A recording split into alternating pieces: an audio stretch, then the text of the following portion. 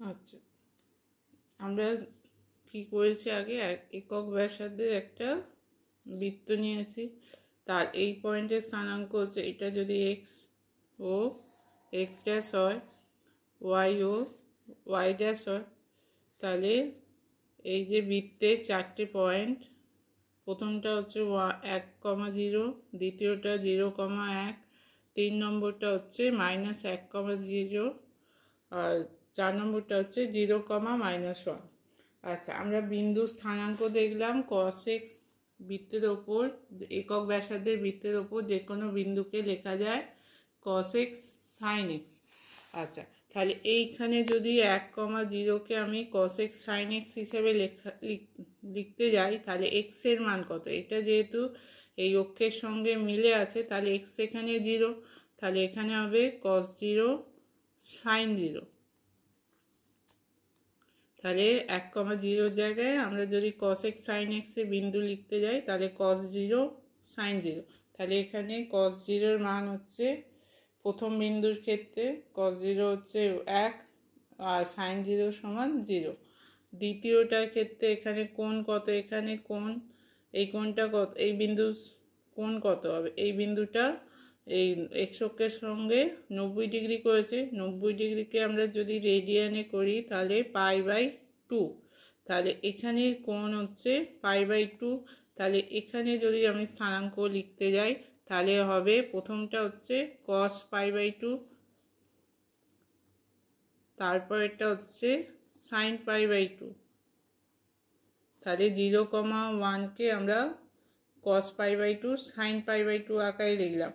আবার 3 নম্বরে আসছি, 3 নম্বরে -1,0 আছে, তাহলে এখানে যদি আমাকে cos এর আকারে লিখতে হয়, এই বিন্দুটা কত কোণ করেছে? এটা x অক্ষের সঙ্গে পুরো পাই কোণ উৎপন্ন করেছে। x অক্ষ এখান থেকে শুরু হয়েছিল, তাহলে গিয়ে এখানে মিলেছে, তাহলে পুরো পাই। তাহলে এখানে হচ্ছে -1,0 cos পাই sin পাই।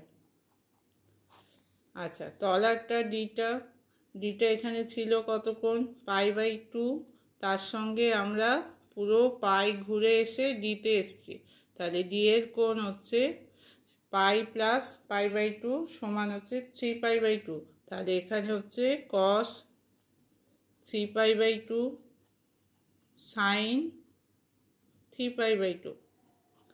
এবার দেখব কোন মানগুলোর জন্য সাইনটা 0 হচ্ছে আর কোন মানগুলোর জন্য কসটা 0 হচ্ছে। তাহলে সাইন 0 কোন কোন ক্ষেত্রে হচ্ছে? এই 1,0, তাই এখানে সাইন 0 হচ্ছে, আর একটা হচ্ছে -1,0 সাইন পায়ের ক্ষেত্রে। তাহলে এই যে এই অক্ষ বরাবর যতগুলো বিন্দু আছে তাতে সবগুলোতে সাইনের মান 0 হবে। তাহলে এই বিন্দুগুলোর মানে কোণগুলোর মান কী হবে?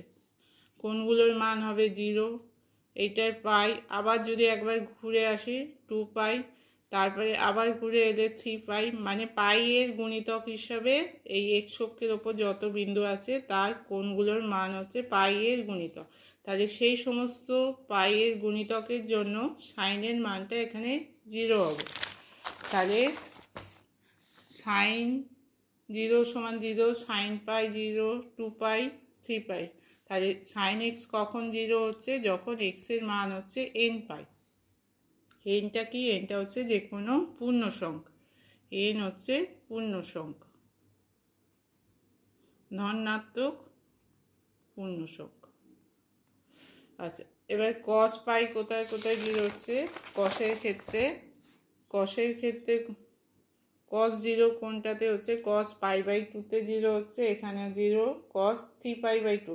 তাহলে ওয়াই অক্ষের ওপর যে সমস্ত বিন্দু আছে তার যে কোণটা হবে সেই কোণগুলোর জন্য cosটা 0 হবে। তাহলে এখানে cos কোন ক্ষেত্রে 0 হবে? cos x সমান 0 হবে যখন π/2, 3π/2, 5π/2, 7π/2 এইভাবে যাবে। তাহলে এইটাকে যদি আমরা সাধারণ আকার দিই, তাহলে x সমান হবে 2n + 1 × π/2। তাহলে n এর মান যদি আমরা 1, 2, 3 করে বসাতে থাকি, দেখবো এইগুলো পরপর চলে আসবে। এনটা হচ্ছে প্রথমে 0 পূর্ণ, এনটা যে কোনো পূর্ণ সংখ্যা, এনের মান 0 বসালে হবে π/2, n1 বসালে হবে 3π/2, n2 বসালে হবে 5π/2, এইভাবে যাবে।